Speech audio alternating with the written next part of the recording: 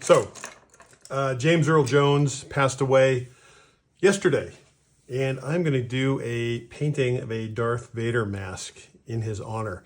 I'm going to do it in grayscale, and I'm going to use these colors: white, Holbein Gray #1, Gray #2, Gray #3, and black. So 5 values, basically. And I'm just going to put them directly on my wet palette here. And we will see what happens. Rather than,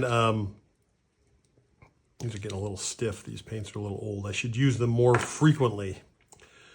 It's nice to use pre-mixed grays just because you can move quickly.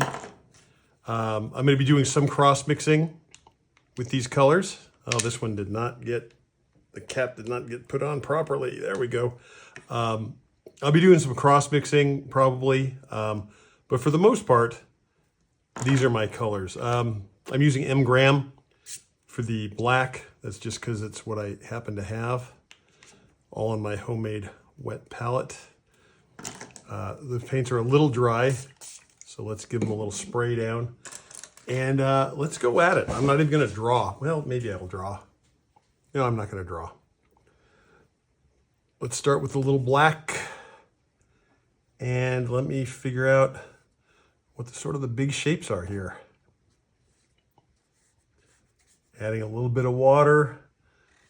Just want to get this shape kind of blocked in. Just a big, chunky, Darth Vader-y shape. It's pretty washy. That's okay. I'll get it thickened up a little later. So I'm just, I don't usually paint like this. Usually I draw and then I completely cover my drawing and end up having to find my drawing again later anyway. So let's just dispense with that charade, shall we? And this is looking, that's about how I want it to go. And then, of course, the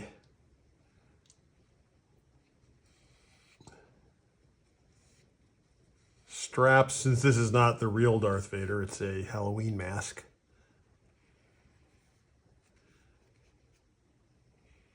Belonging to my son at one point. He's probably going to want it back, but that's all right. Let's just build it up like this. And I'm going to jump in. You know what? This background's going to be done too, so I don't want to lose what I've got here, but I don't think I will. In fact, to not lose it, let's darken this in quite a bit.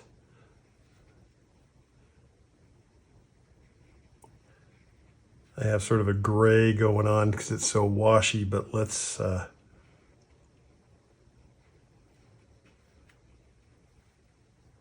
a little bit of detail in here. Just enough so I can kind of see what's happening.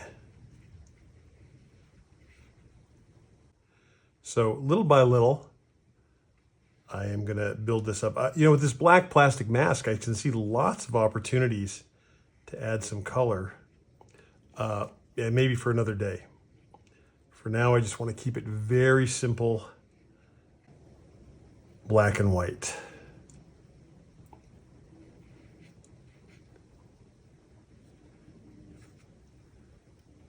So far, so good. I might have to move some things around, but we will see, won't we?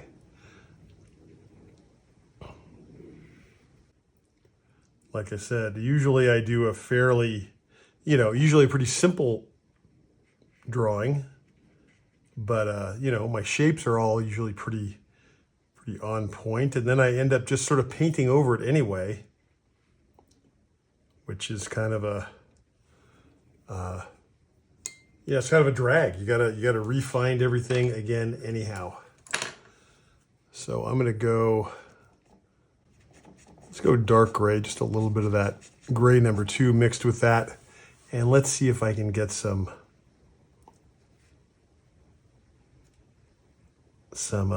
landmarks in here.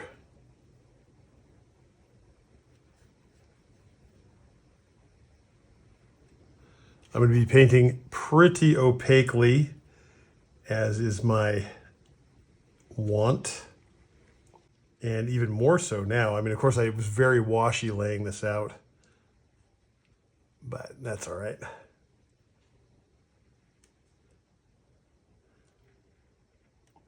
Lots of darks. It's a black mask. Let's just try and get some of these landmarks in, like I said before.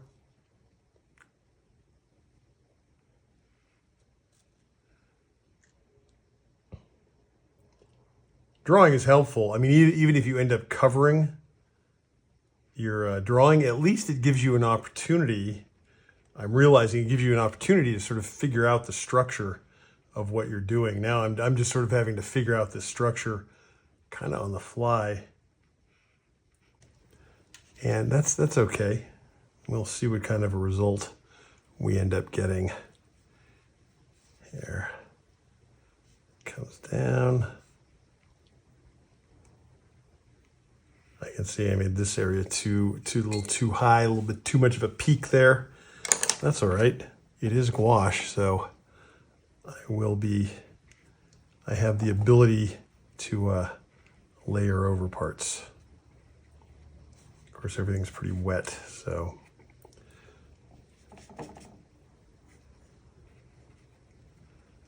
Here we go. Layering in the darks. We have a cast shadow coming off here. Sort of shape welded. Cast shadow and mask are sort of together.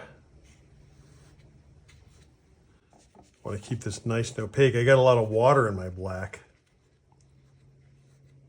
but I want it very opaque in the end. And that might require a couple more layers. Drier, less watery layers over the top of my washy layers once they sort of start to dry. I started to lay in sort of this background with the wash, but I don't think that's necessarily the way to go with this painting. I'm not going to clean my brush, but let's just move straight up into here. See if this number 3 value, number 3 gray, does the trick. And it looks like it is. It might actually need to be a little darker. Let's mix a little black. Cross mix that up with some black.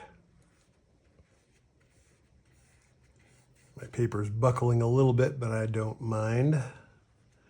That should all clean up as the paper dries. I'm painting on Strathmore toned mixed media paper, which is one of my favorites.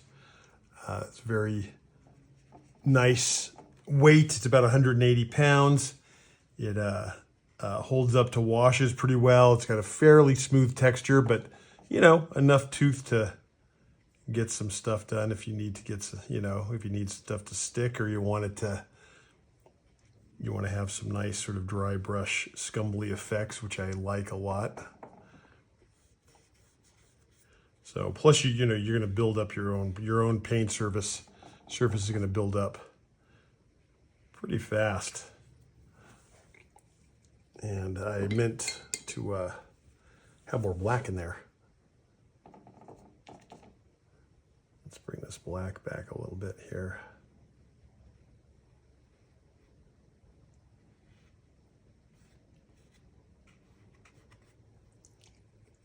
All right. So a little bit lighter gray. This is probably about as light as I'm going to go for the background. I want to keep this pretty dramatic and pretty dark. I want to have some nice chiaroscuro going on here, you know, where I got kind of the Caravaggio-esque, you know, Vader mask emerging from the darkness kind of thing. I'm not going to worry too much about these straps for now. I think I'll just paint them in later over the top. So, but it's nice having the lion's share of the mixing sort of done for you by virtue of using the pre-mixed grays.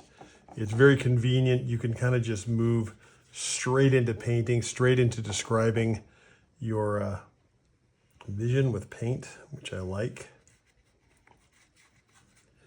And we'll see how it comes out. Like I said, I usually lay stuff out first, at least it's sort of a loose pencil layout, but you know, live and learn a little bit.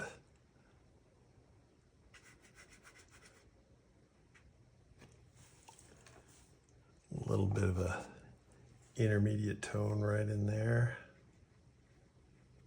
So remember, we can soften an edge. We can actually physically push the paint together, two different paint sources, kind of like I just did there. But we can also just throw in an intermediate tone between two tones, and that quite effectively softens edges. So I've kind of contaminated my black a bit here, but let's just keep going with it.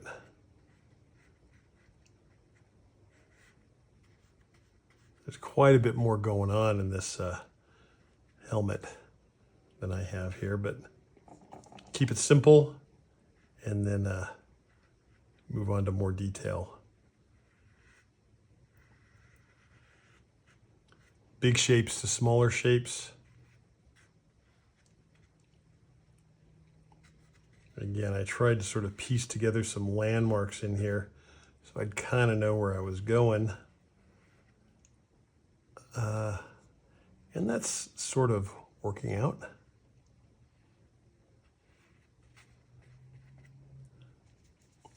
Gonna try and work light to dark. I'm examining my edge around the mask, trying to figure out what's darker, the mask or the background. And it's, of course, it changes a little bit depending on where you're at. I don't think we quite have that. I don't think that's quite there. We do have this shape. And we do have this shape, this kind of triangular shape of the mouth area on the mask. And now I'm getting to the point where I just want to add just enough water to get this paint to flow a little bit more freely off of my brush. And I want it to feel a little bit sticky on the paper. That's kind of my clue to know that I have a nice consistency.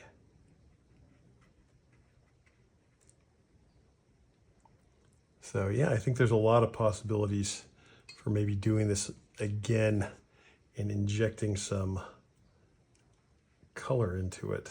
A lot of very shiny sort of plastic mask has a lot of potential for color, I think. Reflected colors coming off of it. Okay, so now I'm going to need to switch to a little bit smaller brush. In a minute anyway, maybe not quite yet. Yeah, let's switch to a smaller brush. And let's just build up here. Stick with this sort of dark gray. That's not quite dark enough, actually.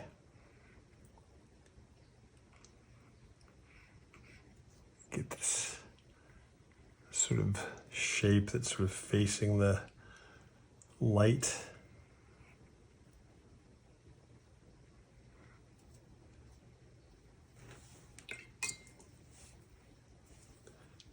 All right. So I might clam up a little bit here because I'm needing to focus on what's going on, focus at the task at hand.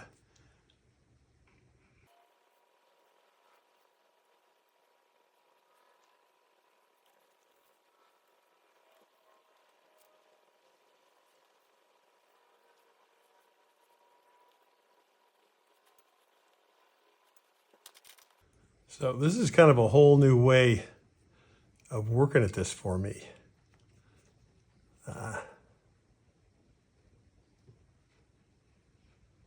Starting with the big black mass and kind of moving from there. Kind of fun so far, though.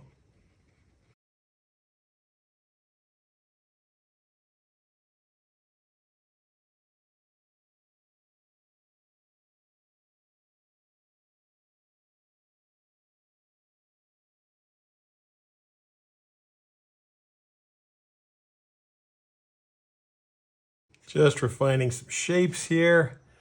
My nail for the, I've got to dial in this background much better than this, I think, before I start painting those straps. I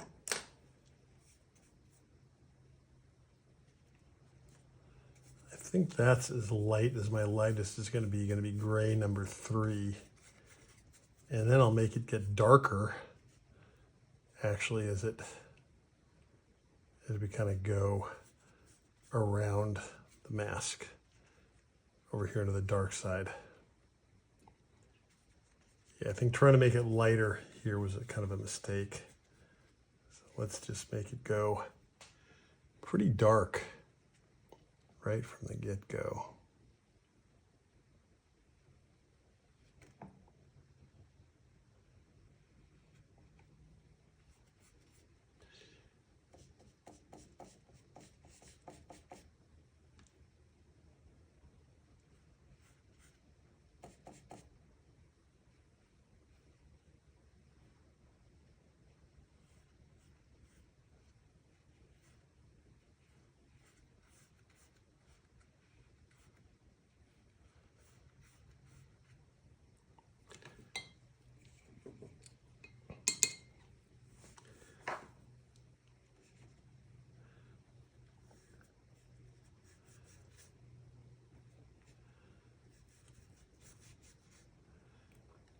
So like I said, it's pretty freeing to work in a value-only scenario like this.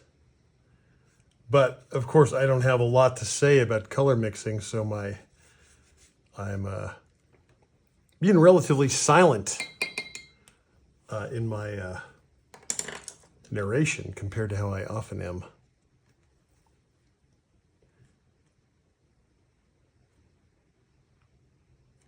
Lots of interesting little shapes in and around his mask, with things kind of sticking out and emerging out of the shadows.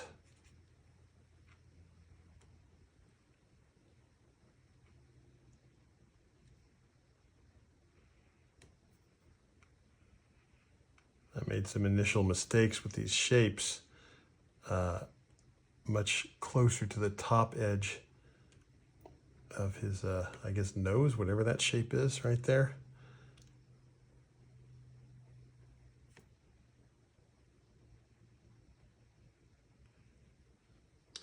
Interestingly, I never really found Vader's mask to be too creepy. You know, I always, the thing that made him creepy was actually James Earl Jones's voice. Made him really super menacing.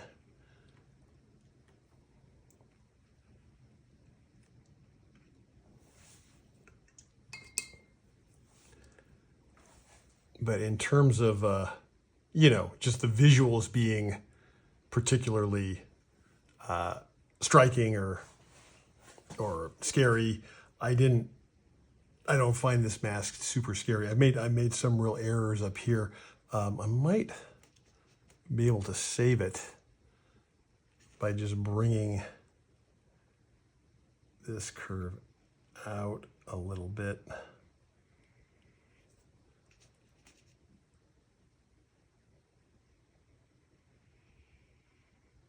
I think I need a little more room out here.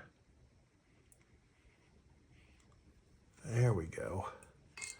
And now I can gain a little bit of room on the inside, because this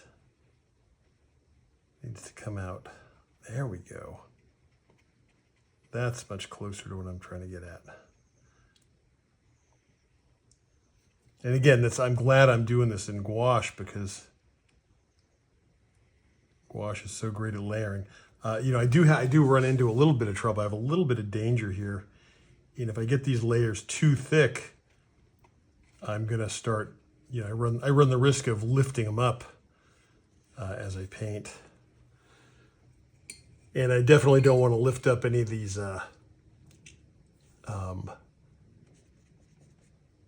lighter layers when I'm trying to layer darks over the top.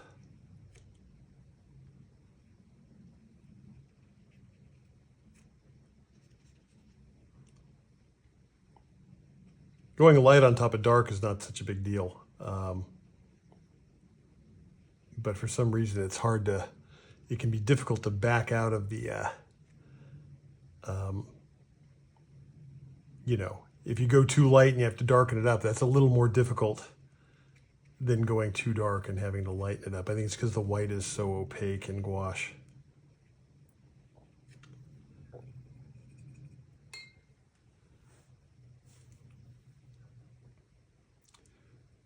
And I think I can break out the number 1 here. I'm going to use very little white, but probably going to use some white at some point.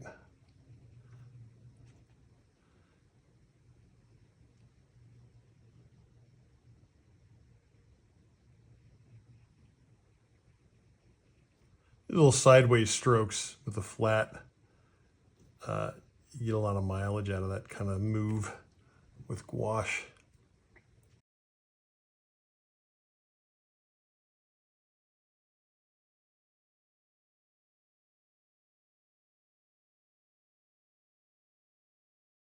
Let's see. There's some little sort of crisscrossy shapes in here. Let's see if I can just sort of indicate those. I want to keep them pretty low key, but they're certainly there. It's maybe a place where I should have done some drawing, but we'll see if I can. I'm going to go darker because not quite brave enough. So what if we try and just dry brush?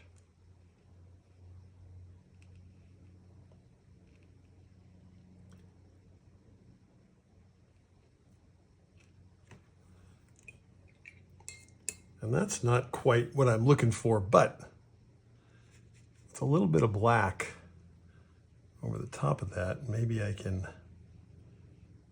get what I'm trying to do here.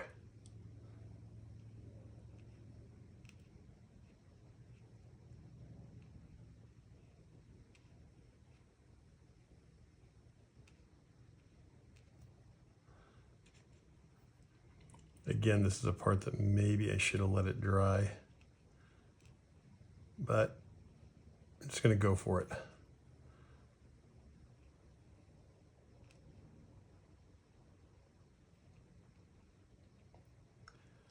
I don't know if this happens in the actual Vader mask. I can just speak for this cheap kids Halloween mask that I have here, but it seems to have gotten the job done. So now I'm building up these really small shapes, and it's, you know, it's not the easiest thing.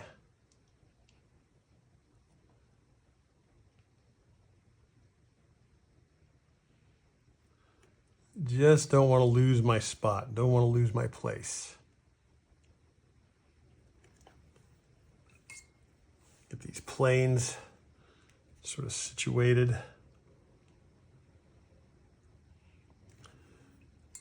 Luckily, again, being gouache, it's pretty easy if I get a bad angle on something, pretty easy for me to come back in and make sense of it.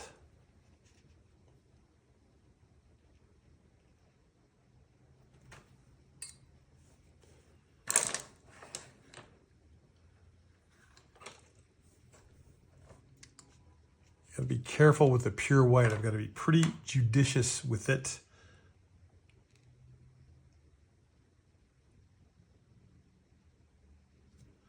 Don't want to do a bunch of strokes over the top because It's very easy to lift what I have going.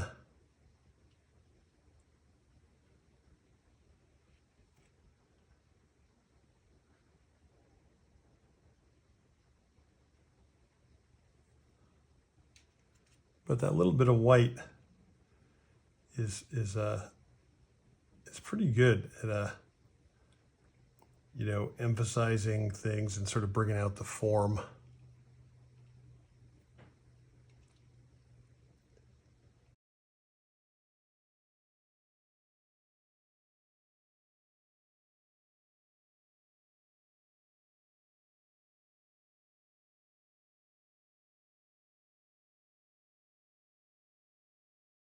It's hard to see my brush tip, a black brush tip against this black painting. It's very difficult to see where I'm placing my brush here. And I have my lighting is kind of turned down low so that I, you know, I'm not casting any weird shadows on my video. All right, so far so good. Just a little bit of water in that black. And let's go over some of this cast shadow and really get these shapes to sit together nicely. A little bit of a dry brush, softer edge there. And I'll do the same thing down there. Just let it sort of scumble out. That's all right.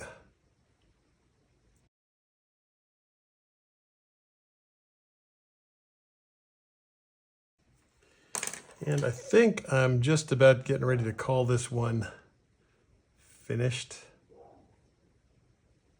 Of course, those of you who've taken classes from me know that I can continue to work things long after they should be done.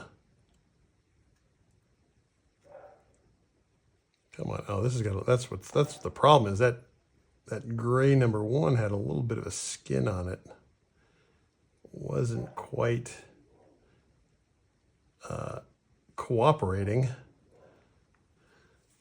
Well, just goes to show I need to buy some new gray paint and use it more often because it kind of went a little bit bad. And now I'm just going to kind of weld some of these shapes, get my blacks a little bit more solid here. Sometimes you can't tell what's going on with gouache until after it's dry. And that's the case up here in this little shadow I have going on here.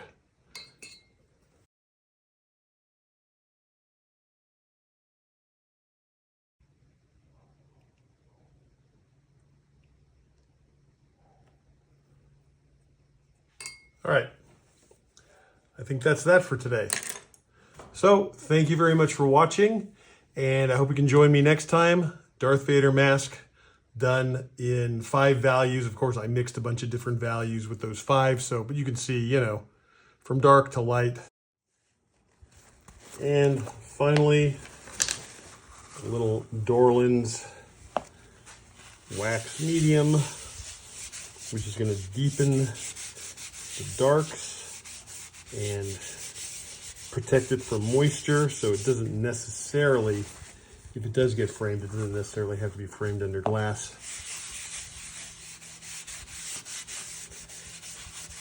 So I just apply a nice generous coat and then find a clean part of my paper towel and just sort of buff it in and wipe it off. And the last part is probably the most satisfying, peeling the tape.